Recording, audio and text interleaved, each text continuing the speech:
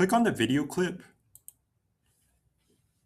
On your keyboard, if you're using a PC, click Ctrl C and then Ctrl V to create a duplicate of the video clip.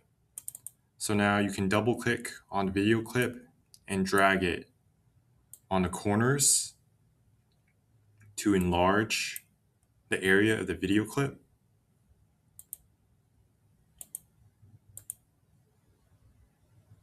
You can do this several times.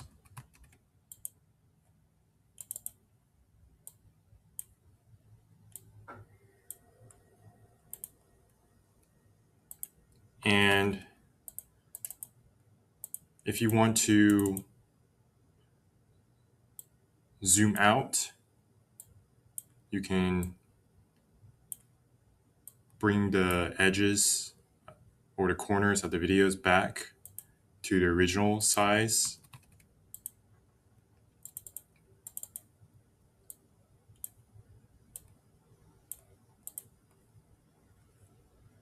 And once I do that, then I can come over to the first video clip. I can right click and then add transition.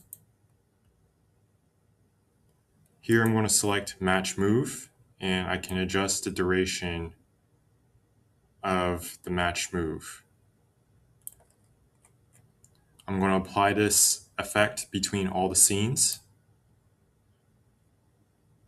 And now when I preview my video,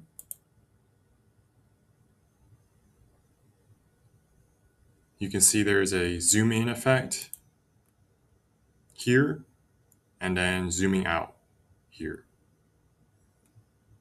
So if you have any questions or comments, be sure to leave it down in the comment section below. If you enjoy my videos, consider subscribing to my channel. Thank you and have a great day.